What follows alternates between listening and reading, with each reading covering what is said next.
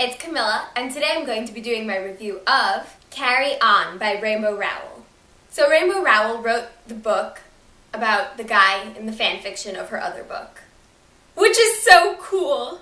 I loved this book so much. 5 out of 5 stars. Already read it like 10 times, which is ridiculous because it came out 2 months ago. This book follows Simon Snow, who is in his 8th and final year at a school for magic. Now, if you're thinking this sounds like Harry Potter, that's because it is like Harry Potter. It's not similar enough that it's bad. It's similar enough that it gives you that nice, warm nostalgia feeling, but not enough that you're like, God, this story, I've read it so many times before, this is Harry Potter. So, read it, it's so good. I think everybody's read it by now, but if you haven't, then you need to. Like, ASAP. That's it for the non-spoilery section, because I don't really know what the premise of this book is. All I can think of is plot and romance, and it's so amazing. So, by people who haven't read it, come back here, read it, and come back here. I promise you it's worth it. Okay, so, hello people who have read it. Isn't it so good? I can't stop fangirling over this book. I actually can't. I finish it, I put it down for about a week, and then I reread it, and fangirl all over again. So, my not as favorites first. That's real English, right? The Mage. I loved the Mage because he was such a complex character, and the little snippets of his past that we got explained so much. I was expecting to really like him because he's Dumbledore, and I really like Dumbledore, even though I know he's kind of like that person. But the Mage wasn't Dumbledore exactly. He was much darker than Dumbledore, in my opinion. I know some people don't like Dumbledore, but I really like the Mage. As a character, not as a person. He was a horrible person. I also liked Agatha. Not as much as the other characters. I actually hated her as a character, but I liked that she was in the books. You never really see that in the fantasy genre, the person who doesn't want to be there. Usually everyone's all like, magic! Everybody keeps dying, but it's cool! And she wasn't like that. She actually just wanted to live a normal life, which I thought was really cool. It was really new and refreshing, and so I liked her presence, even though I hated her presence, because she was annoying as hell. The magic system was also super cool. I didn't get it at first, but then once it was explained, I started to love the magic system. I especially liked the sayings that I use, or lyrics from songs I recognize, like Bohemian Rhapsody was in there. The initial first thing that kept me reading the book was actually Penny. Penelope was so awesome. I kind of wanted to be her. Right off the bat, we get introduced to her, and we find out that she accidentally dyed her hair red, and then kept it that way because she was just like, it's cool. I loved how there was that story about when she met Simon, and she said she wasn't supposed to talk to him because nobody knew anything about him and he could be dangerous. And Simon asks, well then, why did you befriend me? And she's like, because nobody knew anything about you, Simon, and you could be dangerous. And that was just the most brilliant thing ever. And I liked how she could sneak up to the boys' dormitory. Just everything about Penny. She was so cool. Speaking of the boys' dormitory and roommates, and actually there's nothing about this book you can mention without my mind going immediately to Simon and Baz. They are so cute. Baz, first of all, I loved how he was missing for the beginning. It was driving me nuts. But seeing how completely obsessed Simon was with him was one of the best romance things I've ever seen. He literally couldn't get through a single day without thinking, oh, where's Baz? He's probably plotting against me, but is he okay? He could be hurt. And that was just brilliant. I just enjoyed that so much. I need to calm down to do this book review, but I can't.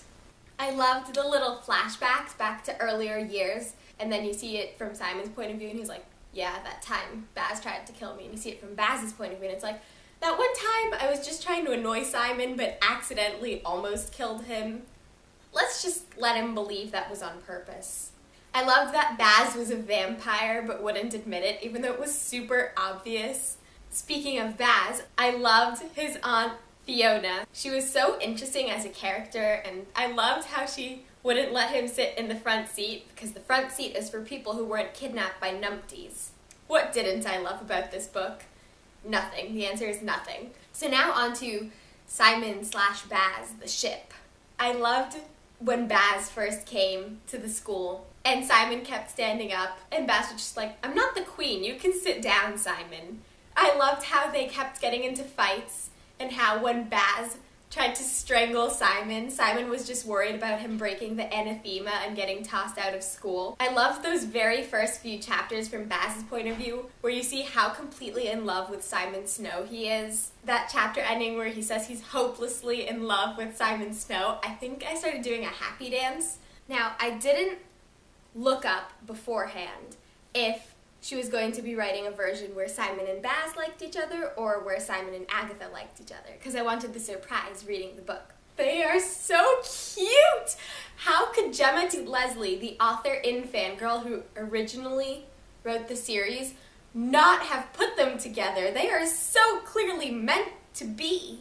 Then came this super intense scene where Baz is setting the forest on fire and he's trying to commit suicide and Simon is there.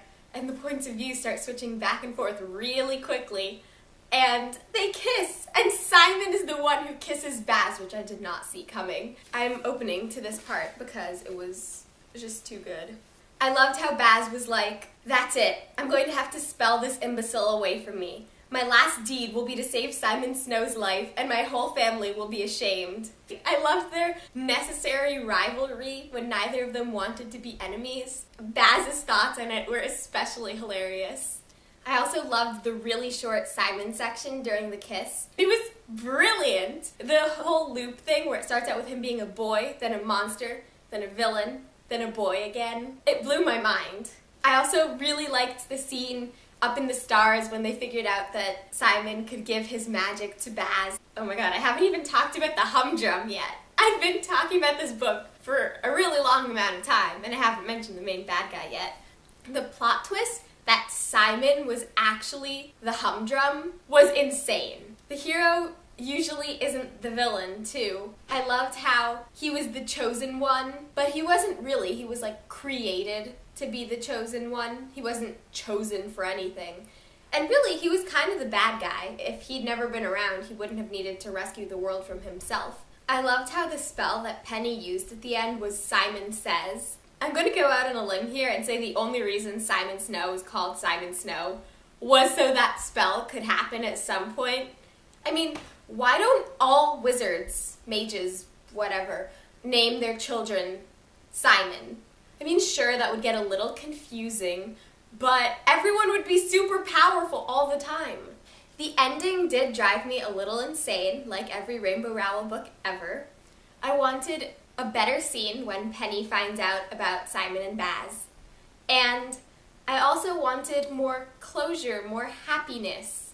I liked how the book ended with the words, "Carry on, Simon," but I could have done with another chapter, 10 chapters, a whole book. You know, that's all fine. So, all in all, this book was amazing. If I missed mentioning one of your favorite scenes, please comment down below, and I promise you I will be more than happy to respond with a paragraph about my feelings on that scene. I want to discuss with you, so leave a comment. That's it for this book review. I hope you liked it. I hope you liked the book, because if you didn't, there's something wrong with you. I'll see you next time. Bye!